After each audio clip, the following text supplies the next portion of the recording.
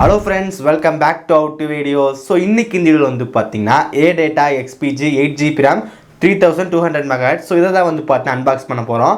அதுக்கு அப்புறம் அன்பாக்ஸ் பண்ணிட்டு ஒரு சில ஸ்பீட் டெஸ்ட்லாம் வந்து பண்ணலாம். So எனக்கு தெரிஞ்சு வச்சு நான் சொல்றேன். ஸோ ஃபஸ்ட்லாம் எனக்கு வந்து பார்த்தீங்கன்னா ஹார்ட்வேர் பற்றி அந்தளவுக்கு வந்து தெரியாது. நமக்கு எப்படி வந்துட்டு ஒரு ரேம் வந்து பிரச்சனை ஆச்சு எப்படி சரி பண்ணுறது, அதுக்கப்புறம் ஒரு மதர் போர்டு எப்படி எனக்கு பிசி அசம்பிள் பண்ணுறது எனக்கு வந்து அந்தளவுக்கு வந்து தெரியாது. ஓரளவுக்கு கொஞ்சம் தான் தெரியும். எனக்கு இந்த ஹார்ட்வேர் பற்றி அந்தளவுக்கு தெரியாது. நமக்கு சாஃப்ட்வேர் வந்து பார்த்தீங்கன்னா ஓரளவுக்கு தெரியும். ஸோ அதை வச்சு நம்ம வீடியோ வந்து போட்டிருக்கோம். எப்படி விண்டோஸ் இன்ஸ்டால் பண்ணுறது, அதுக்கப்புறம் அந்த சாஃப்ட்வேர் எப்படி இருக்குது, இந்த சாஃப்ட்வேர் எப்படி இருக்குது, அதுக்கப்புறம் ஆண்ட்ராய்டில் கஸ்டம் ரோம்ஸ் எப்படி. ஸோ இந்த மாதிரி ஒரு சில வீடியோ வந்து நமக்கு போடுவோம். பட் இந்த ஹார்ட்வேர் பற்றி எனக்கு அந்தளவுக்கு தெரியாது. ஸோ அதனால தான் நம்ம சேனல் வீடியோ போடுறதில்ல. ஸோ இதே மாதிரி தான் இந்த வீடியோ வந்து இருக்க போகுது. ஸோ எனக்கு இந்த ஹார்ட்வேர் பற்றி அந்தளவுக்கு தெரியாது. பட் எனக்கு தெரிஞ்சதை வச்சு எனக்கு இந்த வீடியோ வந்து பார்க்கலாம். ஸோ இந்த வீடியோ வந்து கொஞ்சம் ஃபன்னாக எடுத்துக்கங்க. இந்த வீடியோ வந்து ஃபுல்லாக பாருங்கள். பார்த்து முடிச்சதுக்கப்புறம் வீடியோ பிடிச்சிருந்துச்சுன்னா மறக்காமல் ஒரு லைக் கொடுங்க. இன்னும் நம்ம சேனல் சப்ஸ்கிரைப் பண்ணினா கீழே இருக்கிறவங்க கிளிக் பண்ணி மறக்காமல் சப்ஸ்கிரைப் பண்ணிடுங்க. பக்கத்தில் இருக்க அந்த பெல்லை கிளிக் பண்ணால் 3 ஆப்ஷன் காட்டும். அதில் ஆல் செலக்ட் பண்ணால் நம்ம போட நோட்டிஃபிகேஷன் வரும். இப்போ இந்த வீடியோக்குள்ளே போகலாம்.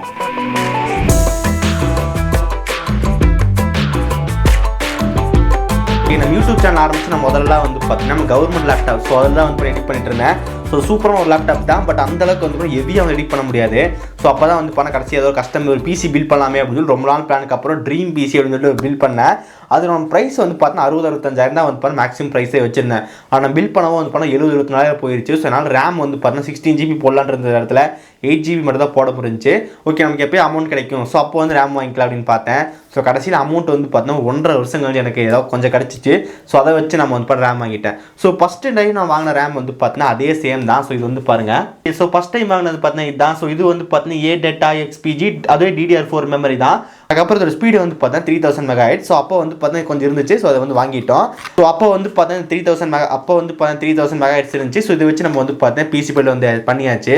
ஓகே இப்போ நமக்கு வந்து 3200 600 ஸோ இது நிறைய வந்து இருக்குது. வந்து பண்ண ஒரு சில சஜஷன் வந்து கிடச்சிச்சு. ஸோ நான் அந்த கடையிலே வந்து கேட்டிருந்தேன். இப்போ நீங்கள் 3000 MHz வந்து போட்டிருக்கீங்க. இப்போ 3500 MHz போட்டாலும் ஸோ ரெண்டு வந்து பண்ண ஈக்குவலாக தான் இருக்காகும். ஸோ அந்த 3000 தான் இருக்காகும். அந்த 200 வந்து உங்களுக்கு ஒர்க் ஆகாது அப்படின்னாங்க. சப்போஸ் நீங்கள் வந்து அந்த 3000 பழைய 3000 வச்சிருக்கீங்க. சப்போஸ் ரிப்பேர் ஆனாலும் ஃபெயிலியர் ஆனாலும் நீங்கள் புதுசாக ஒரு 3500 வாங்கும்போது இந்த 3500 மேட்ச் ஆகிடும் அப்படின்னாங்க. ஓகே வாங்குறதே லேட்டஸ்ட்டாக வாங்கிக்கலாம் அப்படின்னு சொல்லிட்டு நமக்கு இந்த 3200 MHz வாங்கிட்டோம். ஸோ அது வந்து பார்த்தீங்கன்னா இங்கே வந்து இருக்குது. ஸோ இது வந்து உங்களுக்கு தெரியுதான்னு பாருங்கள். ஸோ இது வந்து உங்களுக்கு கண்டிப்பாக தெரியும்னு நினைக்கிறேன். இது வந்து பார்த்தீங்கன்னா Adata. ஸோ இது உங்களுக்கு கண்டிப்பாக தெரியும்னு நினைக்கிறேன். Adata Xpg 3200 MHz.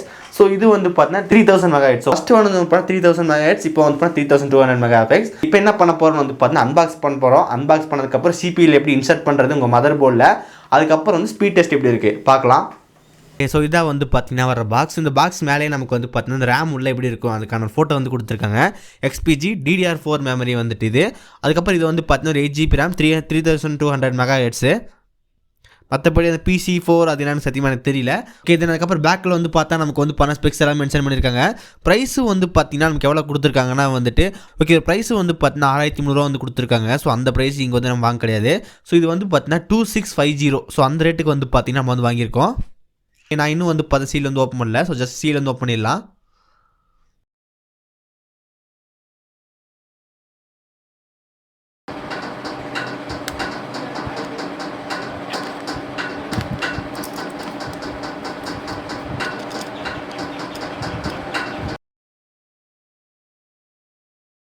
Just okay seal வந்து பார்த்தீங்கன்னா ஓப்பன் பண்ணியாச்சு. ஜஸ்ட் உள்ளே வந்து ஓப்பன் பண்ணலாம். பிசி பில் பண்ணும்போது நான் ஒரு 8GB RAM வந்து வாங்கியிருந்தேன். பட் ஆனால் வந்து பார்த்தா அது எப்படி இருக்குன்னு சொல்லி பார்க்கவே இல்லை. ஏன்னா வந்து பார்த்தீங்கன்னா எனக்கு வந்துட்டு பிசி பில் பண்ணும்போதே அவங்களே வந்து பார்த்தீங்கன்னா எல்லாமே ஓப்பன் பண்ணி ஃபிட் பண்ணிட்டாங்க. ஸோ இது நமக்கு வந்து பார்த்தீங்கன்னா சின்னதாக ஒரு பாக்ஸ் மாதிரி வந்து ஸோ அந்த பாக்ஸ்க்குள்ள வந்து இருக்குது. ஸோ நமக்கு பார்க்குறதுக்கு வந்து பார்த்தீங்கன்னா டிசைனும் சூப்பராக இருக்குது அப்படின்னு சொல்லலாம். மேலே மட்டும் ஒரு RGB வந்து இருந்துச்சுன்னா சூப்பராக இருந்திருக்கும். பட் டிசைன் வந்து போகிற சூப்பராக இருக்குது. நம்ம எல்லாம் நார்மலான ரேம் எல்லாமே வந்து போனால் ஒரு பாக்ஸ் ஷேப்பில் வந்து கொடுத்துருப்பாங்க. பட் இந்த Adata Xpg RAM வந்து பார்த்தீங்கன்னா கொஞ்சம் டிஃப்ரெண்ட்டாக இருக்குது. அதுக்கப்புறம் இது வந்து போனால் சரியான ஷார்ப்பாக இருக்குது. இந்த கீழே நம்ம எதாவது காய்கறி வெட்டுறதை கூட வெட்டலாம் மாதிரி இருக்குது. அந்தளவுக்கு கொஞ்சம் ஷார்ப்பாக இருக்குது. ஓகே இதுதான் வந்து பார்த்தீங்கன்னா ரேமோட க்ளோஸர் லுக். ஸோ டிசைன் வந்து போனால் சூப்பராக வந்து கொடுத்துருக்காங்க. ஓகே நம்ம ரேம் வந்து அன்பாக்ஸ் பண்ணியாச்சு. நெக்ஸ்ட்டு வந்து பார்த்தீங்கன்னா நம்மளோட CPU. ஸோ CPU வந்து பார்த்தீங்கன்னா ஆல்ரெடி நான் வந்து கழட்டி வச்சுட்டேன். ஸோ இன்னும் நமக்கு வந்து பார்த்தீங்கன்னா பேக் மட்டும் ஓப்பன் பண்ணணும். ஓகே ஜஸ்ட்டு வந்து பார்த்தீங்கன்னா மேலே இருக்கிற அந்த 4 நட்டு வந்து ஓப்பன் பண்ணிடலாம். ஸோ இதில் வந்து பார்த்தீங்கன்னா ஃபுல் குப்பையாக இருக்குது. பட் இருந்து வந்து பார்த்தா வீட்டுக்குள்ளே தான் யூஸ் பண்ணுறோம். ஆனால் இருந்து வந்து பார்த்தீங்கன்னா ஏகப்பட்ட குப்பையாக இருக்குது. இங்கே வந்து பார்க்கலாம் எவ்வளோ குப்பை இருக்குது அப்படின்னு சொல்லிட்டு. ஸோ இவ்வளோ குப்பை இருந்தால் திடீர்னு ஏதாவது ப்ராப்ளமானாலும் ஆகலாம். ஸோ அப்பப்போ பிசி வந்து க்ளீன் பண்ணணும்னு நினைக்கிறேன். நம்ம எங்கே பண்ணுறதுக்கே டைம் இல்லை. நான் உள்ள என்னென்ன காம்பனன்ட் யூஸ் பண்ணியிருக்கேன் அப்படின்னு சொல்லிட்டு கண்டிப்பாக வந்து பார்த்தீங்கன்னா வீடியோ வந்து போட்டிருக்கேன். ஸோ ஆல்ரெடி வீடியோ போட்டிருக்கோம். பட் இன்னொரு நாள் வந்து பார்த்தா கண்டிப்பாக தெளிவான வீடியோ வந்து போடுறேன். ஸோ ப்ரஷ்ஷை வந்து தூக்கியாச்சு. ஸோ இந்த ப்ரஷ் நம்ம கிட்டப்போ வந்து இருக்குது. ஸோ சூப்பரான ஒரு ப்ரஷ் தான். ஸோ ஒரு பெயிண்ட் அடிக்கிற ப்ரஷ். ஸோ இதை வச்சு அப்படியே க்ளீன் பண்ணிட வேண்டியது தான்.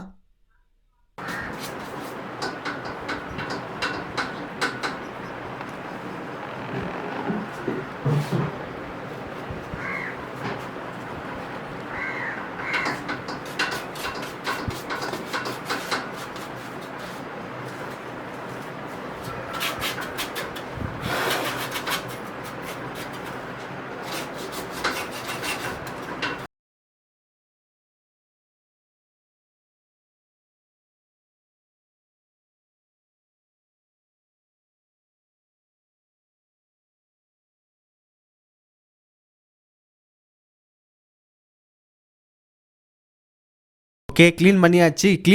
என்ன அங்கே குப்பை இருக்குது அப்படின்னு கேட்பீங்க. ஸோ ஜஸ்ட் நம்ம ஒரு நார்மலாக வந்து க்ளீன் பண்ணி வச்சிருக்கேன். ஓகே, இப்போ வந்து பார்த்தீங்கன்னா ஆல்ரெடி என்னோட பிசியில் வந்து பார்த்தீங்கன்னா ரேம் வந்து போட்டிருக்கேன். ஸோ இது வந்து பார்த்தீங்கன்னா ஒரு 8GB ரேம் தான். Adata Xpg 8GB RAM. So அதே ரேம் தான் வந்து திரும்பி வாங்கியிருக்கோம். பட் இந்த டைம் நம்ம வந்து பார்த்தீங்கன்னா 3200 MHz வந்து வாங்கியிருக்கோம். ஆல்ரெடி இருக்கிற 3000. ஸோ இப்போ வந்து பார்த்தீங்கன்னா 3200. இது மாற்றுறது வந்து பார்த்தா ரொம்ப ரொம்ப ஈஸி தான். ஸோ ரெண்டு பக்கமும் நமக்கு வந்து பார்த்தீங்கன்னா ஒரு லாக் மாதிரி கொடுத்துருப்பாங்க. அந்த லாக் இந்த பக்கம் அந்த பக்கம் ஓப்பன் பண்ணிவிட்டு ஸோ உங்கள் ரேம் வந்து பார்த்தா கரெக்டாக சென்டரில் வச்சுட்டு ஜஸ்ட் ஒரு ப்ரெஸ் பண்ணுங்கள். ஸோ ப்ரெஸ் பண்ணும்போது உங்களுக்கு வந்து பார்த்தா டப் அப்படின்னு சவுண்ட் கேட்கும். ஸோ அந்த சவுண்ட் வந்து இப்போ கேளுங்க.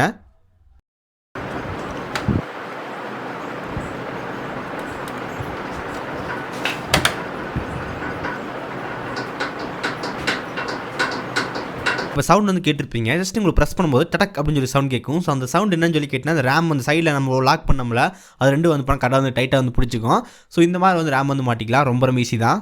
அதுக்கப்புறம் இன்னொன்று சொல்லியிருந்தாங்க, இந்த ரேம் வந்து நீங்கள் 2 ரேம் போடும்போது ஒன்று கேப் போட்டு ஒன்று கேப் போடுங்க அப்படி சொல்கிறாங்க. ஸோ ஃபஸ்ட்டு இதில் வந்து பார்த்தீங்கன்னா கேப் போட்டிருப்பேன், செகண்டில் போட்டிருப்பேன், மறுபடியும் 3ஆவது கேப் 4 கேப்பில் வந்து போட்டிருக்கேன். ஸோ எதுக்கு சொல்கிறாங்க அப்படின்னு தெரியல. பட் இந்த மாதிரி போடுங்க அப்படின்றாங்க. ரேம் வந்து பண்ண சக்ஸஸ்ஃபுல்லாக மாட்டியாச்சு. ஸோ இப்போ பிசியில் வந்து பார்த்தீங்கன்னா எவ்வளோ ஸ்பீட் கிடைக்குது அப்படின்னு சொல்லி வந்து பார்த்துடலாம். ஓகே, நான் ஃபஸ்ட்டு 8GB ரேம் மட்டும் தான் வச்சுருந்தேன். ஸோ அதுலேயே வந்து பார்த்தீங்கன்னா ஒரு சில டெஸ்ட்டில் எடுத்து ஸ்க்ரீன் ரெக்கார்டிங் வந்து பண்ணிட்டேன். ஸோ இப்போ டிஃப்ரென்ஸ் இருக்கான்னு மட்டும் பார்க்கலாம். நம்மக்கிட்ட வந்து பார்த்தீங்கன்னா ஒரு ஃபோட்டோஷாப்பில் ஒரு PSD ஃபைல் வந்து ஓப்பன் பண்ணியிருக்கோம். ஸோ இதோட ரெசல்யூஷன் வந்து பார்த்தீங்கன்னா 72 வந்து இருக்குது. ஸோ இப்போ 72 வந்து 800 வந்து மாற்ற போகிறோம். 800 ரெசல்யூஷன். ஸோ சைடில் வந்து பார்த்தா கிளாக் வந்து ஆன் பண்ணிக்கலாம். ஸோ இப்போ 8GB மட்டும்தான் இருக்குது. இப்போ நான் வந்து பார்த்தீங்கன்னா கொடுத்துட்டேன் 1 2 3 4 5. ஸோ 5 செகண்ட்ஸ் கழிச்சு தான் வந்து தெரியாமல் கொடுத்துட்டேன். ஓகே, நமக்கு இது வந்து பார்த்தீங்கன்னா இப்போ எவ்வளோ நேரம் ஆகுது அப்படின்னு சொல்லி பார்க்கலாம். ஓகே, டெஸ்ட் வந்து முடிஞ்சிருச்சு. ஸோ நமக்கு 72 ரெசல்யூஷன் வந்துட்டு 8 ரெசல்யூஷன் வரக்கு 2.32 செகண்ட் ஆயிருக்கு. 2.32.98 செகண்ட் வந்து பார்த்தீங்கன்னா ஆயிருக்கு. ஓகே, இப்போ நம்ம இதே சேம் டெஸ்ட் வந்து பார்த்தீங்கன்னா நம்ம வந்து 16GB ரேம் போட்டிருக்கோம். ஸோ அதில் டிஃப்ரென்ஸ் இருக்குன்னு பார்க்கலாம். ஓகே, 16GB ரேம் போட்டதுக்கப்புறம் 31 செகண்ட் மட்டும் தான் இருக்குது. பட் எப்படி இவ்வளோ டைம் டிஃப்ரென்ஸ் வந்து எனக்கு கிடச்சிருக்கு அப்படின்னு நிறைய தெரியல. ஸோ ஃபஸ்ட் டைம் வந்து எனக்கு கிடைக்கும் வந்து 2.32 நிமிஷம் ஆச்சு. ஸோ அப்போ ஏதாவது பிசி வந்து ஹேங் ஆச்சா இல்லை என்னாச்சுன்னு தெரியல. பட் எனக்கு வந்துட்டு முதல்ல இருந்துக்கு இப்போ இருந்துக்கு வந்து பார்த்தீங்கன்னா ஒரு பயங்கரமான டிஃப்ரென்ஸ் வந்து தெரியுது. ஸோ 2 நிமிஷம் எங்கே இருக்குது, நமக்கு வந்து பண்ண 30 செகண்ட் எங்கே இருக்குது. ஸோ இந்த மாதிரி நம்ம டிஃப்ரென்ஸ் வந்து தெரியுது. ஓகே, நெக்ஸ்ட்டு வந்து பார்த்தீங்கன்னா ஒரு வண்டர்ஸ்டார் வந்து ஒரு வீடியோ வந்து ரெண்டர் பண்ணி பார்க்கலாம். ஃபஸ்ட்டு வந்து பார்த்தீங்கன்னா 8GB ரேமில் இருக்கும்போது டெஸ்ட் பண்ணோம். ஸோ டைம் வந்து பார்த்தீங்கன்னா 2 நிமிஷம் அந்த வீடியோட டைம். ஸோ நம்ம ரெண்டர் வந்து கொடுத்துடலாம்.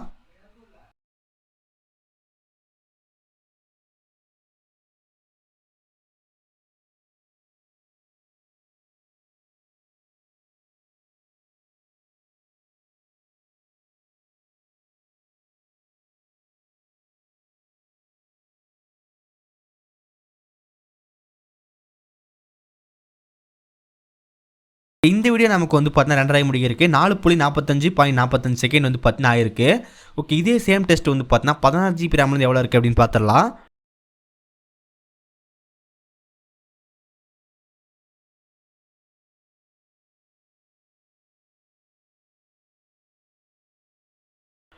ஓகே, இதில் 2 வந்து கொடுத்தாச்சு.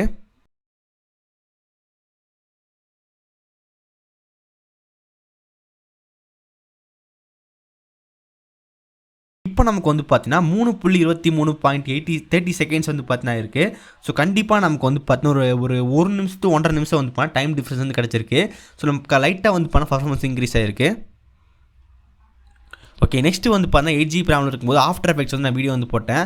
ஸோ ஆஃப்டர் எஃபெக்ட்ஸ் வீடியோ போட்டு நான் வந்து பார்த்தீங்கன்னா ப்ளே பண்ணும்போது நல்லா தான் ப்ளே ஆச்சு. பட் நமக்கு ஒரு சில ஓட்டி விட்டு நம்ம பார்த்தோம்னா எனக்கு அங்கங்கே லேக் ஆகிற ஃபீலாக இருந்துச்சு. எனக்கு ஆஃப்டர் எஃபெக்ட்ஸ் வந்து பார்த்தா நல்லா இல்லை. ஸோ அந்தளவுக்கு வந்து பார்த்தா ப்ளே ஆக கிடையாது. லேகாகி வந்து ப்ளே ஆச்சு 8GB ரேமில்.